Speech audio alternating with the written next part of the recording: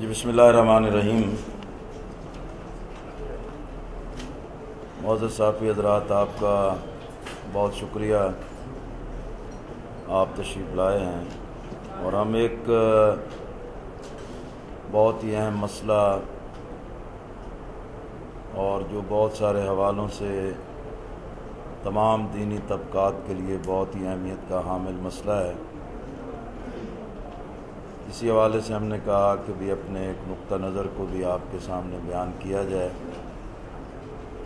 اس میں ہم نے ایک اسٹیٹمنٹ تیار کیا ہے کہ ملک کی موجودہ صورتحال نہایت ابتر ہے اور ہر سطح پر بے چینی، افراتفری، فساد مسلسل بڑھتا جا رہا ہے۔ ملکی اور قومی سلامتی، آزادی، خود مختاری کے لیے حقیقی معنوں میں خطرات پیدا ہو گئے ہیں۔ ملک میں منظم سازش اور خاص منصوبہ کے تحت لسانی، علاقائی اور مذہبی منافرت کی آگ بھڑکانے کا کھیل جاری ہے۔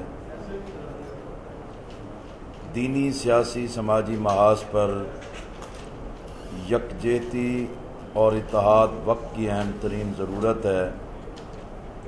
کرم ایجنسی، پارا چنار، ڈیرہ اسماعیل خان کے بعد منظم سازش کے ساتھ اب اس آگ کو ملک میں پھیلایا جا رہا ہے۔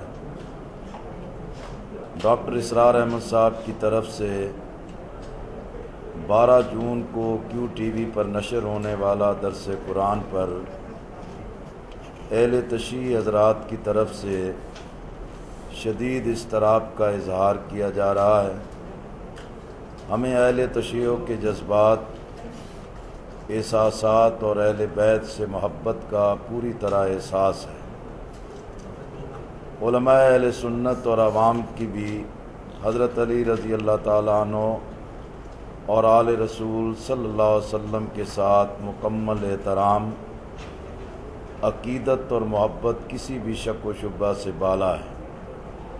اہل سنت اور اہل تشیع قرآن و سنت کی تعلیمات کی روشنی میں انبیاء کرام اور صحابہ کرام رضوان اللہ اجمعین اور آل رسول صلی اللہ علیہ وسلم کے مقام و مرتبہ سے مکمل طور پر آگاہ بھی ہیں اور کاربند بھی ہیں۔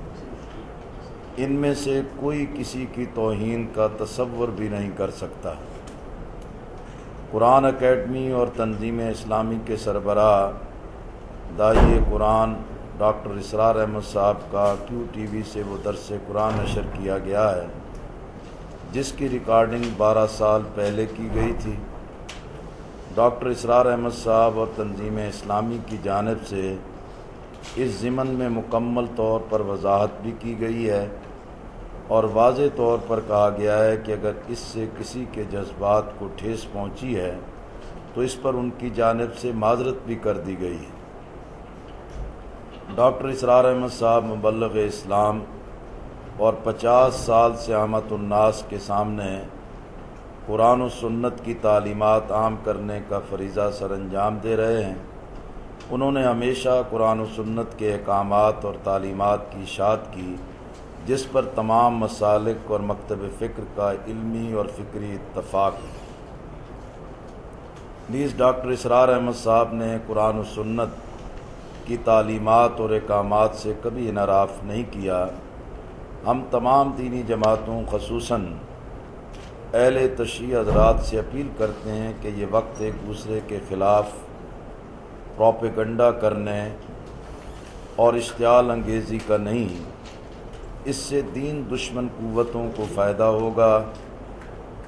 اس طرح انہیں اسلام کو ذوف پہنچانے کے مذموم ایجنڈے میں کامیابی کا احتمال پیدا ہوگا۔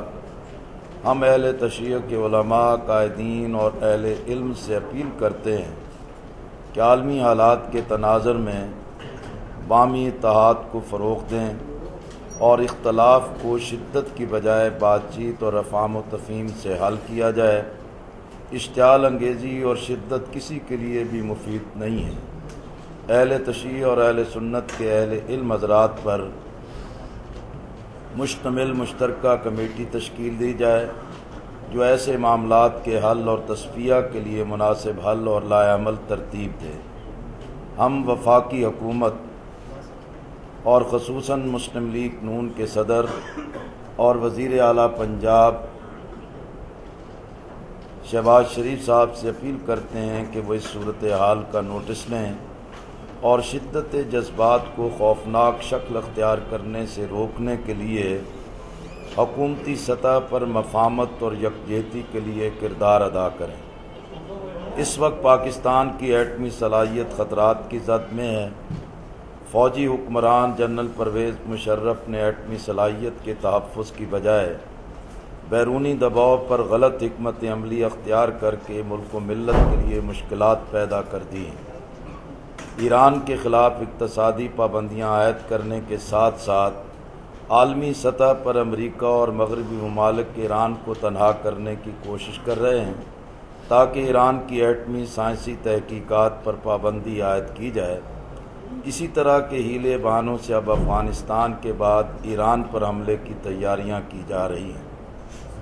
اس صورتحال میں پاکستان میں شیعہ سنی اختلاف کو ہوا دینا مناسب نہ ہوگا اور یہ امریکی منصوبہ کو کامیاب کرانے کے مترادف ہوگا۔ امت مسلمہ عالم اسلام خصوصاً ایران اور پاکستان کے تعلقات کو ہر صورت میں مضبوط، پائیدار، مستحکم اور بااعتماد رہنا چاہیے۔ پاکستان میں اہل سنت اور اہل تشیع اپنے اتحاد و اتفاق کے ذریعے دشمن کی ہر سازش کو ناکام بنا دیں۔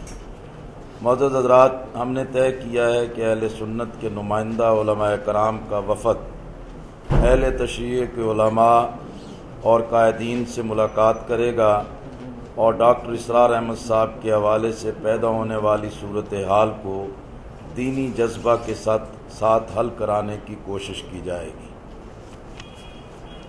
حضرات بہت شکریہ، یہ ایک ہم نے تحریر آپ کے سامنے پیش کر دی ہے۔ ہاں جی جی